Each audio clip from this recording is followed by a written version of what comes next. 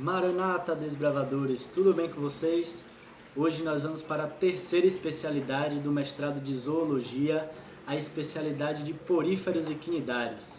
Espero que vocês possam aprender muito com essa instrução e ganhar mais uma insígnia para a faixa de vocês. Um exemplo muito famoso de poríferos são as esponjas do mar. Será que as esponjas do mar elas são animais ou são algum tipo de planta? A gente tem visto aí algumas diversidades nas classificações de taxonomia dos animais e como o mestrado que estamos fazendo é de zoologia, nada mais do que esperar que as especialidades sejam também relacionadas a alguns animais. E a gente vai ver por que as esponjas são consideradas animais e não plantas. E as principais características que faz com que as esponjas sejam consideradas animais é que são seres pluricelulares, ou seja, têm diversas células, e são seres heterotróficos, ou seja, eles precisam se alimentar, não fabricam sua própria alimentação. E a alimentação deles é através da digestão, como vocês podem ver por aqui, né? As esponjas são seres pluricelulares e obtêm seu alimento por digestão. E por conta dessas duas características, as esponjas são consideradas animais. Muito diferente do que a gente normalmente vê nos desenhos animados, né? O famoso Bob Esponja. Na verdade, uma esponja do mar ela não tem nada a ver com o desenho animado Bob Esponja. E quais são as características principais dos poríferos, esses animais que nós estamos estudando? A primeira característica é que eles são filtradores. O que é que isso significa? Eles absorvem através da água do mar. A água do mar entra no organismo deles através desses poros que eles têm. E a partir disso, eles recolhem alimento, recolhem o nutriente que é necessário para o seu desenvolvimento e a água é eliminada através do ósculo, que é essa parte superior. Então, algumas características importantes do corpo dos poríferos. Eles possuem esses poros, por isso o nome poríferos, na parte externa do seu corpo. Do lado de dentro, eles possuem uma célula que é muito importante, que são os coanócitos. A gente vai ver um pouquinho mais especificamente como é que são os coanócitos. Esses coanócitos é que capturam o alimento, capturam o oxigênio e que permitem esse fluxo de água por dentro do seu corpo. Então a água entra pelos poros, os coanócitos fazem a movimentação da água para que a água saia e os nutrientes fiquem retidos. E pelo ósculo, que é essa abertura aqui superior, a água é retirada. É dessa forma também que funciona a respiração desses animais. A água rica em oxigênio entra, o oxigênio fica aqui preso nos coanócitos e a água sem oxigênio é retirada através do ósculo. E agora para a gente ver especificamente como são os coanócitos, aquela célula que eu comentei. O coanócito ele possui o corpo, que é essa parte aqui, o flagelo, que são esses, parecido com alguns tentáculos, né? Eles que permitem a movimentação da água por dentro dos poríferos, e o colarinho, que é essa região aqui onde fica retida os alimentos, nutrientes e demais materiais que são necessários para o desenvolvimento dos poríferos. Uma outra característica desses animais é que eles são aquáticos, são animais que vivem na água. O corpo deles é poroso, como a gente já viu, né? Tem esses poros aqui na parte externa. E esses animais são sésseis. O que é que significa eles serem sésseis? Eles não se movimentam.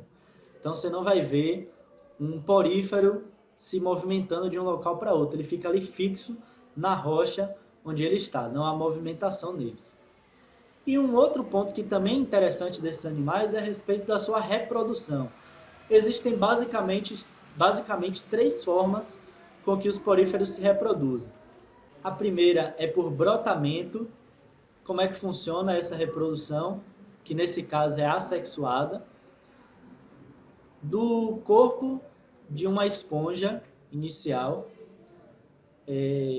surge um broto, uma parte mais desenvolvida no seu corpo, e esse broto ele vai se desenvolvendo até se tornar um indivíduo unido, né? Unido à esponja original, mas já um outro indivíduo.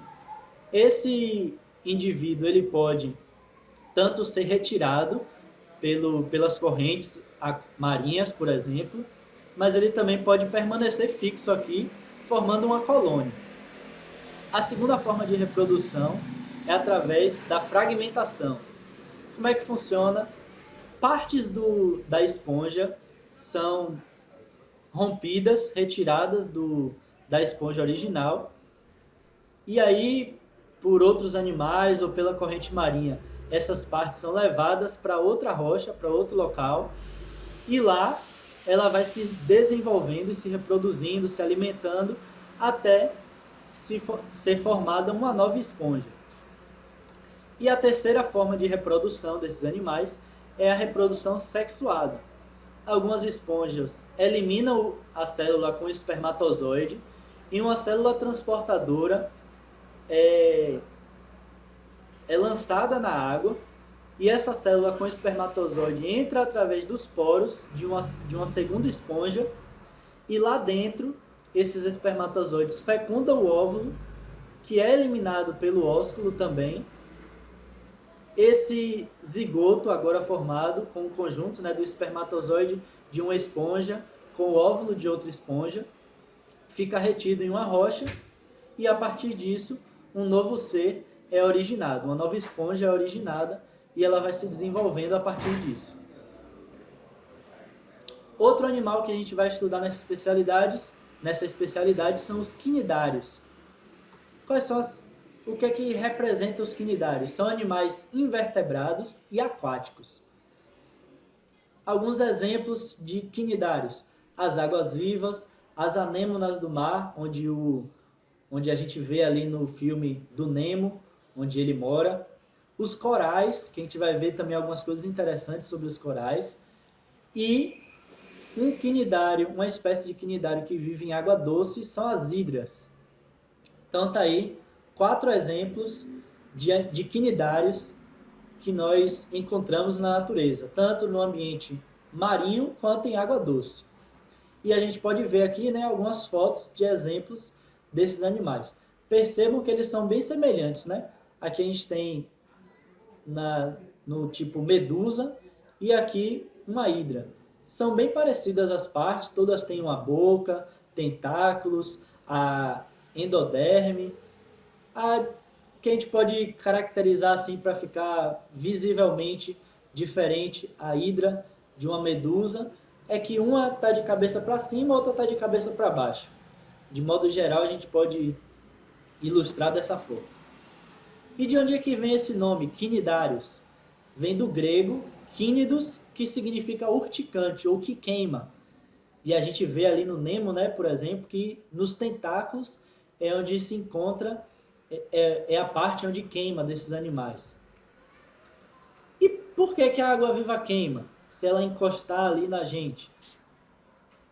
Os tentáculos da água-viva estão cobertos por uma célula chamada de quinidócito. É uma célula que compõe os tentáculos das águas-vivas. E é por conta dessa célula que existe essa sensação de ardor, de queimadura, ao entrar em contato com esses animais. E como é que isso funciona? Quando o animal ou o ser humano entra em contato ali com o tentáculo de uma água-viva, por exemplo, um filamento é injetado, como a gente pode ver aqui essa representação nessa imagem aqui abaixo, um filamento, e como se fosse um arpão, é lançado na vítima, na presa, pode ser um ser humano ou um outro animal menor, e aí, a partir disso, a toxina é injetada nesse outro ser, e por conta disso, tem-se a sensação de queimadura. Esse veneno, né, essa neurotoxina, ela não tem uma consequência vital no ser humano, mas em outros animais menores ela é fatal, E a partir disso, esses animais, a água-viva, por exemplo, conseguem se alimentar. E no ser humano a gente pode sentir algumas dores, irritação na pele, sensação de queimadura, febre e até cãibra no músculo. Porém, existe um outro animal que está ali no grupo dos quitenóforos. A diferença entre eles e os quinidários é que esses animais eles não possuem essa célula chamada de quinidócito. E por conta disso, eles não são urticantes, não queimam outros animais ao entrar em contato. Então, repetindo, né, a principal diferença entre os quitenóforos e os quinidários é a ausência nos quitenóforos da célula urticante, de células urticantes. Mas esses animais também são carnívoros, eles se alimentam de outros animais, como larva de peixes. E uma característica muito interessante em muitas espécies dos quitenóforos é a bioluminescência. Eles têm uma iluminação própria a partir de células próprias deles. Mas, caso a gente entre em contato com água-viva, o que é que a gente precisa fazer? Caso a gente identifique uma água-viva enquanto está ali no mar, ou caso a gente seja queimado. Eu vou dar aqui 6 dicas de coisas que a gente pode fazer e de coisas que a gente não deve fazer ao encontrar com esses animais ou ao entrar em contato com eles. A primeira dica é que, tendo visto esse animal, a gente deve sair da água imediatamente, para não correr o risco de ter o contato com esses animais. Então, sair da água imediatamente é muito importante, porque às vezes você vê um, mas lá mais profundo existem outros e você pode acabar se machucando ao entrar em contato com esses animais. Outra dica, não toque na queimadura. Então, já entrou em contato, sentiu a queimadura, não fica tocando nem coçando, porque pode causar algum tipo de infecção. E aí o tratamento pode ser muito pior e causar algumas lesões piores na sua pele. Lavar a área onde teve o contato com a própria água do mar ou então com soro fisiológico. Quarta dica, não urinar sobre a queimadura. Muitas pessoas têm essa tradição, esse costume, mas isso pode causar alguma infecção e os médicos não aconselham que isso seja feito caso tenha alguma queimadura por água-viva. Então, não tenham esse tipo de prática. Fazer alguma compressa de gelo pode auxiliar no alívio da dor. Vai meio que anestesiar o local ali por algum momento, então pode ser interessante fazer uma compressa de gelo no local onde aconteceu a queimadura. E uma outra dica é que se o local estiver muito dolorido, se você estiver sentindo algum enjoo, vômitos ou febre alta, você deve procurar um médico para um tratamento mais específico, certo? E para a gente especificar e entender mais um pouquinho sobre a morfologia de uma água-viva, eu trouxe essa imagem aqui para vocês. Algumas partes que são mais importantes assim da gente entender da estrutura corporal das águas-vivas. A gente tem essa parte externa aqui, que é chamada de umbrella, certo? Essa parte aqui externa, superficial. O corpúsculo sensorial, são esses sensorizinhos que elas possuem aqui nessa parte próximo à umbrella. Outras partes importantes, a endoderma, como o nome já diz, endo, né? A parte mais interior, como se fosse, um tipo de tecido que está por baixo ali da água-viva, por baixo da umbrella. A boca desse animal, que é nessa região aqui de baixo. A gente viu na outra imagem que no caso das hidras é mais por cima, né? Mais para as águas-vivas é nessa região aqui de baixo. Fica a boca desse animal. Os tentáculos, certo?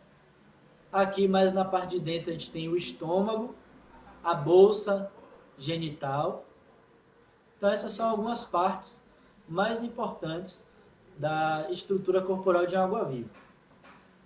E agora, como eu disse, né, os recifes e corais, esses ambientes extremamente bonitos que quando a gente vai, se quem tiver a oportunidade, né, de visitar algum desses, fazer algum mergulho por esses locais, é um ambiente muito bonito. E qual é a importância desses ambientes dos recifes de corais para os seres humanos e para a vida de um modo geral? Um primeiro ponto que é importante é que os recifes, eles são habitat de grande parte dos seres marinhos. É um ecossistema muito rico e a gente pode considerar até que é o ecossistema mais rico, mais abundante que nós temos na Terra, no planeta, né? Então, essa é uma das importâncias dos recifes de corais. Outra importância é que serve de alimento para muitas civilizações.